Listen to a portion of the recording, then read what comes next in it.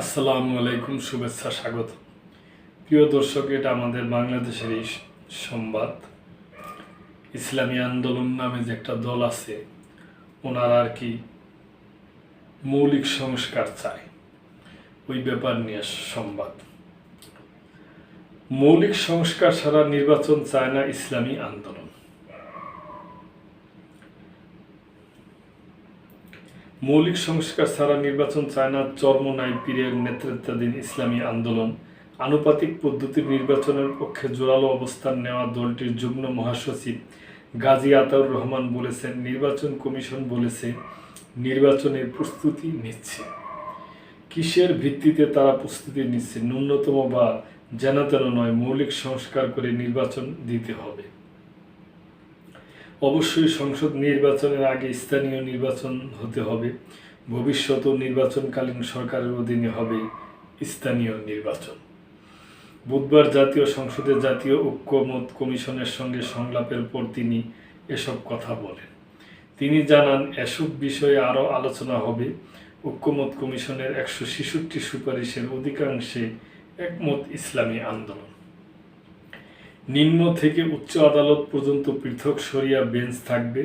দলটি নতুন করে কমিশনের শরিয়া আদালতের প্রস্তাব করেছে বলে জানান আতাউর রহমান। তিনি বলেছেন, বিদ্যমান পদ্ধতিতে বিয়ে, তালাক, উত্তরাধিকারের মতো বিষয়ে শরিয়া আইনে বিচার হয়। ইসলামী আন্দোলন প্রস্তাব করেছে নিম্ন থেকে উচ্চ আদালত পর্যন্ত পৃথক শরিয়া বেঞ্চ থাকবে। বাদী এবং বিবাদী উভয় পক্ষ একমত হলে বিচারের জন্য শরিয়া আদালতে যেতে পারবেন। শরিয়া আইন কারো উপর চাপিয়ে দেওয়ার প্রস্তাব করা হয়নি জানিয়ে আতাউর রহমান বলেছেন, ব্যাংকিং ব্যবস্থায় যেমন সাধারণ এবং শরিয়া পদ্ধতি রয়েছে, গ্রাহক যে পদ্ধতি পছন্দ করেন সে পদ্ধতিতে ব্যাংকিং করেন। শরিয়া আদালতও তেমন ঐচ্ছিক হবে। উভয় পক্ষ রাজি থাকলে শরিয়া আদালতে যেতে পারবে। ঐক্যমত কমিশনের সহসভাপতি অধ্যাপক আলী রিয়াজের সভাপতিত্বে এবং প্রধান উপদেষ্টার বিশেষ সহকারী মনির হায়দারের সঞ্চালনায় সংলাপে অংশ নেন কমিশন সদস্য বদিউল আলম মজুমদার, ডাক্তার ইফতেখারুজ্জামান, সফররাজ হোসেন। ইসলামী আন্দোলনের মহাসচিব মাওলানা ইউনুস আহমেদের নেতৃত্বে প্রতিনিধি দলে ছিলেন প্রেসিডিয়াম সদস্য আশরাফ আলী আকন, অধ্যাপক মাহবুবুর রহমান, প্রকৌশলী আশরাফুল আলম, মাওলানা শেখ ফজলে বারী মাসুদ প্রমুখ। সংবিধানের মূলনীতিতে আল্লাহর উপর আস্থা এবং বিশ্বাস পুনর্বহালের প্রস্তাব। ইসলামী আন্দোলনের নেতারা বলেন, কমিশনের সুপারিশ অনুযায়ী সংবিধানের মূলনীতিতে বহুত্ববাদ নয়, আল্লাহর উপর আস্থা এবং বিশ্বাস পুনর্বহালের প্রস্তাব করা হয়েছে। নারীর জন্য কোটা অসম্মানজনক, তাই সকল পর্যায়ের নির্বাচনে নারী পুরুষকে সমান সুযোগ দিয়ে সরাসরি প্রতিদ্বন্দ্বিতার প্রস্তাব করেছে চরমোনাই পীরের দল। এছাড়া কমিশন সুপারিশ করেছে নিম্নকক্ষের নির্বাচন বিদ্যমান পদ্ধতিতেই হবে। নিম্নকক্ষের নির্বাচনে যে দল যত শতাংশ ভোট পাবে, উচ্চকক্ষে ঠিক তত শতাংশ আসন পাবে। উভয় পক্ষ আনুপাতিক হলে দ্বিকক্ষের সংসদের প্রয়োজন কি প্রশ্নে আতাউর রহমান সংলাপ পরবর্তী ব্রিফিংয়ে বলছেন, আনুপাতিক পদ্ধতি ছাড়া দেশের সমাধান সম্ভব নয়।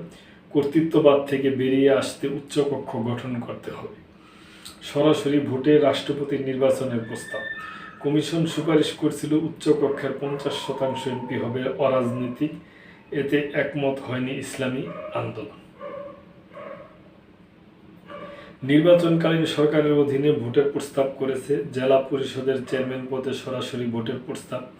বিএনপি আগে জাতীয় নির্বাচন চাইলেও সংলাপে ইসলামী আন্দোলন নেতারা অবশ্যই স্থানীয় নির্বাচন আগে হতে হবে বলেছে। সদস্য কাউন্সিলরদের ভোটে চেয়ারম্যান, মেয়র নির্বাচনের পক্ষে নয় ইসলামী আন্দোলন। বিদ্যমান পদ্ধতিতে স্থানীয় নির্বাচন হতে হবে। জেলা পরিষদ বিলুপ্ত নয়, শক্তিশালী করতে হবে।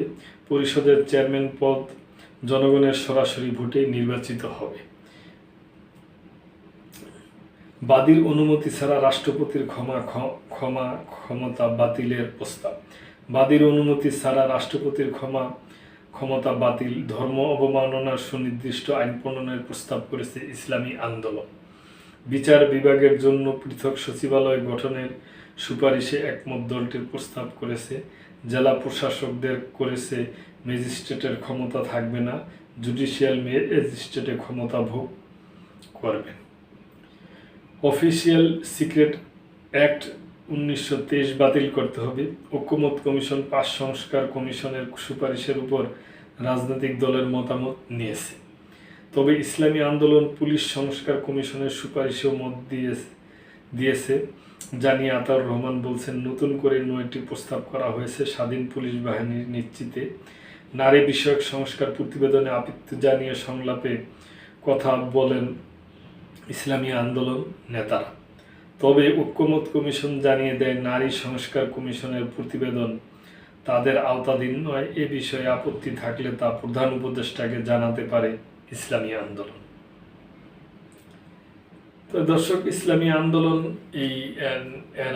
এই কর্মকর্তারা আজকে এই সংস্কার কমিশনের সাথে মিটিং করে এই সমস্ত প্রস্তাব দিচ্ছে আর কি। তো দর্শক, ভালো থাকবেন। আজকে এই পর্যন্তই। সাবস্ক্রাইব করে চ্যানেলটির পাশেই থাকবেন। আল্লাহ হাফেজ।